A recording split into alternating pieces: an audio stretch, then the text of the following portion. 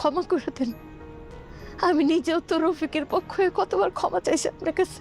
বাবা কিছু টাকা দিচ্ছে, বললো যে সামনে যেহেতু একটা পাঞ্জাবি কিনেছি। তো কোথায় সেন্ড করতে হবে বল? এই জায়গা জি এইখানটায়। জি।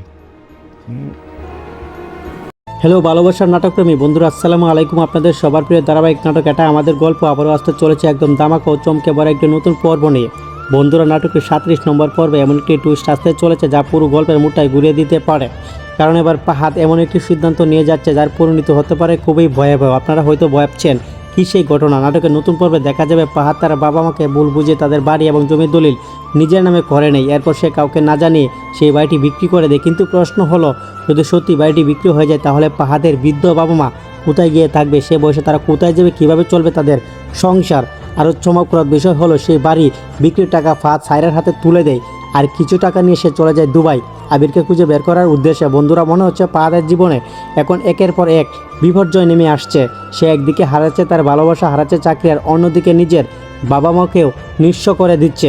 অন্যদিকে সামির এবং মেহেরিন এত অপমান, নির্যাতন আর কষ্ট সহ্য করার পরও তারা লোভ না করে বাড়ি ছেড়ে বের হয়ে যায়। কিন্তু সামনে আসতে চলেছে আরও দুঃখের বিষয়, কারণ সামিরের বাবা মা সারা জীবনের কষ্টে করা বাড়িটি আজ বিক্রি হয়ে যাচ্ছে তাদের অজান্তে। দর্শক বন্ধুরা, আপনাদের কি মনে হয় এই কঠিন সময়ে কি কেউ সামিরের বৃদ্ধ বাবা মায়ের পাশে দাঁড়াবে? ঠিক যখন তারা নিঃস্ব হয়ে রাস্তায় নামার মতো পরিস্থিতিতে পড়বে, তখনই সামির এসে দাঁড়াবে তার বাবা মায়ের পাশে।